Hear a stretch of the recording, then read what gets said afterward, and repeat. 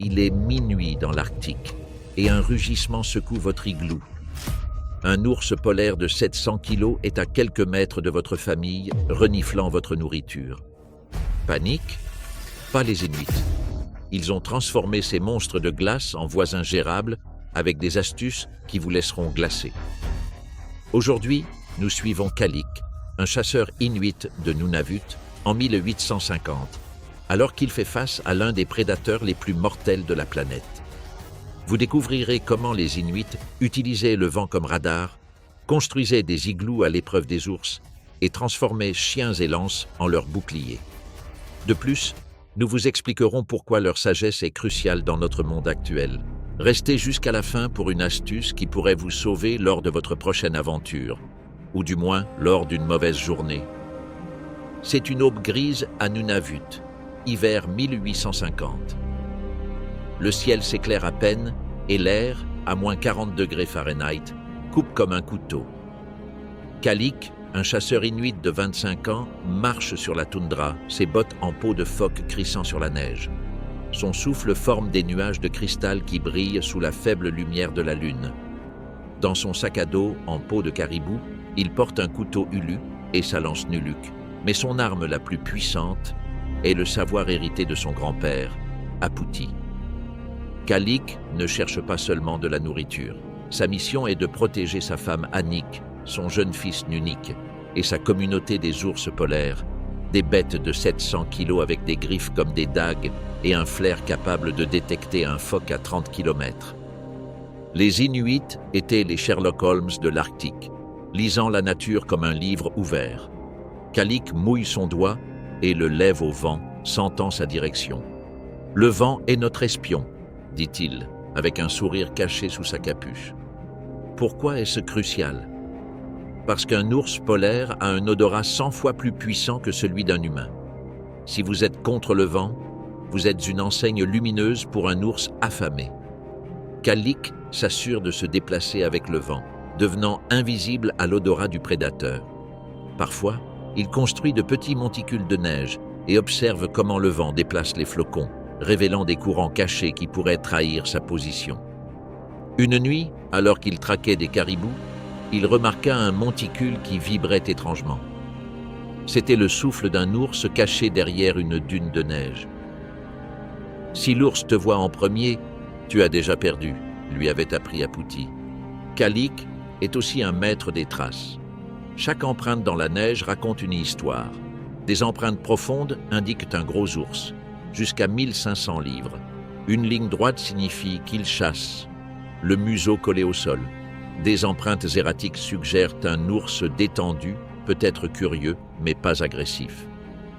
Une fois, Kalik suivit une piste en zigzag. Un jeune ours, probablement en train de jouer.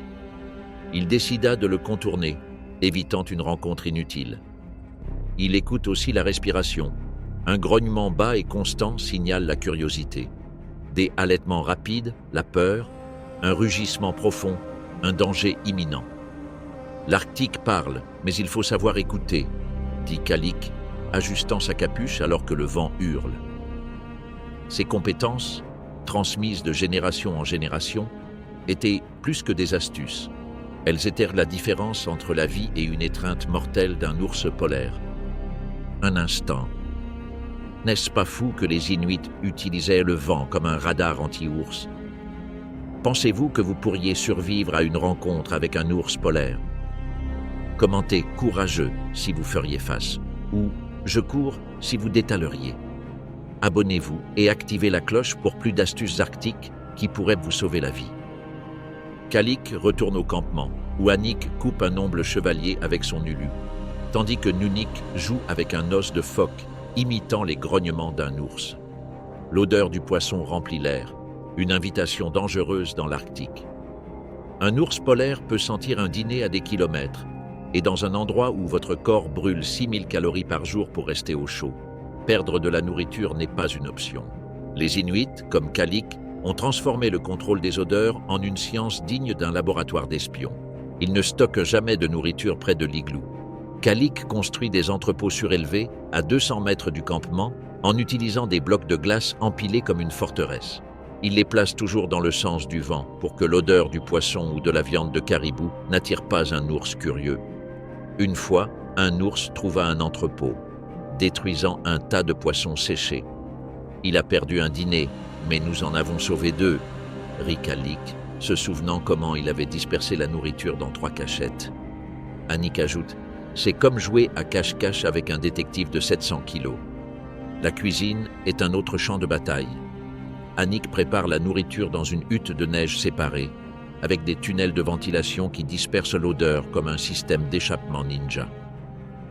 Il brûle de la mousse arctique, récoltée en été, dont la fumée âcre masque l'odeur du poisson frit.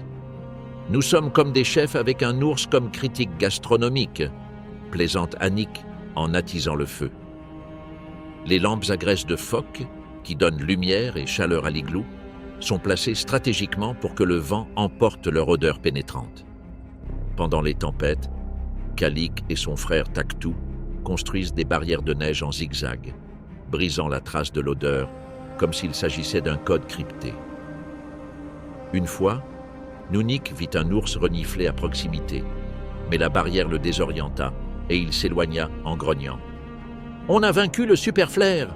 cria Nounik, sautant de joie. Ces astuces ne protégeaient pas seulement la nourriture, mais gardaient la communauté à l'abri d'un prédateur qui ne dort jamais. La maison de Kalik est un igloo, mais ce n'est pas un simple tas de neige. C'est une forteresse arctique conçue pour résister aux tempêtes et aux ours polaires. Kalik et Taktou coupent des blocs de neige Matsuruti, humides et compacts, parfaites pour construire, avec un long couteau en os de baleine.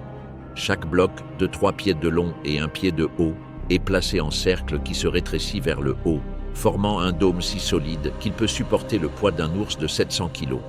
Annick lisse les joints avec de la neige fraîche, scellant les fissures comme une maçonne experte. Nounik, avec ses petites mains, aide à tasser la neige, riant « On construit un château anti-ours ». Le tunnel d'entrée est la clé. Étroit et bas, il permet à peine à un humain de ramper, frustrant les larges épaules d'un ours. Certains igloos ont des chambres internes reliées par des virages serrés, comme un labyrinthe qui désoriente tout intrus. Une nuit, un ours gratta le toit de l'igloo de Kalik, faisant trembler la structure. Il s'est fatigué et est parti. « L'igloo a gagné », raconte Annick, fière. À l'intérieur, une lampe à graisse de phoque, alimentée par l'huile qu'Annick prépare, élève la température à 40 degrés Fahrenheit, une oasis dans le froid arctique. Un petit orifice de ventilation évite l'accumulation de dioxyde de carbone, montrant une connaissance de la physique qui surprendrait n'importe quel ingénieur. Le campement est situé sur des collines, offrant une vue dégagée, comme un poste de guet médiéval. Kalik choisit l'emplacement pour repérer les ours à des kilomètres, s'assurant que le vent éloigne l'odeur humaine des routes des ours. « Un igloo n'est pas seulement un abri, c'est notre armure », dit Kalik, frappant le mur de neige avec satisfaction.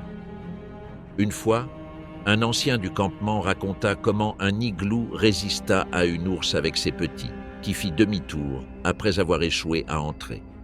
Cette histoire devint une légende locale, racontée près du feu. Parfois, éviter un ours ne suffit pas. Kalik porte un noulouk, une lance de 2 mètres faite d'os de baleine ou de bois flotté, conçue pour se plier sans se casser dans le froid. La pointe, en ivoire de morse, a des barbes qui se plantent dans l'ours, laissant une traînée de sang s'il s'échappe. Un mécanisme de libération rapide permet de détacher la hampe si l'ours l'attrape, sauvant Kalik. Une nuit, un ours rôdait autour d'un entrepôt. Kalik, le cœur battant comme un tambour, cria et lança son noulouk, touchant le flanc. L'ours s'enfuit, laissant une traînée rouge dans la neige. « Je ne voulais pas le tuer, juste lui apprendre le respect », dit-il, en nettoyant la lance. Les chiens de traîneau sont sa 2e ligne de défense. Entraînés dès leur plus jeune âge, ces super-héros poilus, comme les appelle Annick, forment un cercle en aboyant férocement lorsqu'ils détectent un ours. Une fois, les chiens de Kalik alertèrent d'une ours avec ses petits à 100 mètres, donnant à la famille le temps de se réfugier. Les chiens distinguent même les ours mâles, plus agressifs, des femelles, plus prudentes. Aputi raconte l'histoire d'un chien légendaire, Kimik, qui repoussa 3 ours en une nuit, gagnant un festin de poissons. Sans les chiens, nous serions le dîner, plaisante Kallik en grattant la tête de son chien meneur. Les Inuits ne voyaient pas les ours comme des ennemis, mais comme des esprits puissants. Une histoire orale raconte un ours qui adopta un campement, mangeant des restes sans attaquer, comme un pacte tacite. Ce respect façonnait chaque stratégie, du pistage à la défense, transformant le danger en coexistence. La survie de Kallik ne reposait pas seulement sur des lances ou des igloos, mais sur un profond respect pour les ours polaires. Les Inuits les appellent Nanook, un terme qui signifie « seigneur de l'Arctique ». Dans leurs histoires, les ours sont des esprits gardiens, pas des monstres.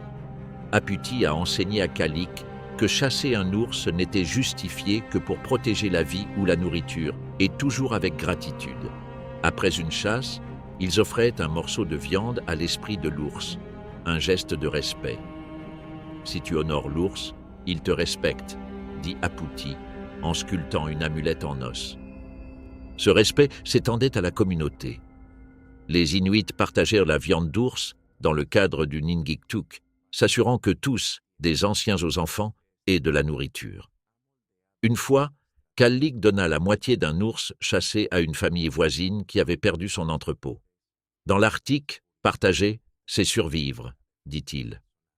Cette philosophie ne les protégeait pas seulement des ours, mais renforçait les liens communautaires, un système plus solide que n'importe quel réseau social moderne. Kallik et les Inuits n'ont pas seulement survécu aux ours polaires, ils ont appris à coexister avec eux. Avec le vent comme radar, des igloos comme forteresse, des chiens comme gardiens et un profond respect pour Nanook, ils ont transformé le danger en harmonie. Aujourd'hui, avec le changement climatique rapprochant les ours des humains, leur sagesse nous enseigne à nous préparer, à respecter la nature et à travailler en communauté. Qu'est-ce qui vous a le plus surpris? Le Nuluk, les chiens super-héros, la fumée de mousse ou les histoires de Nanook? Commentez votre préféré et partagez cette vidéo avec quelqu'un qui aime les aventures épiques. Abonnez-vous et activez la cloche pour plus d'histoires qui vous glaceront le sang. On se retrouve dans la prochaine vidéo, Explorateurs de l'Arctique.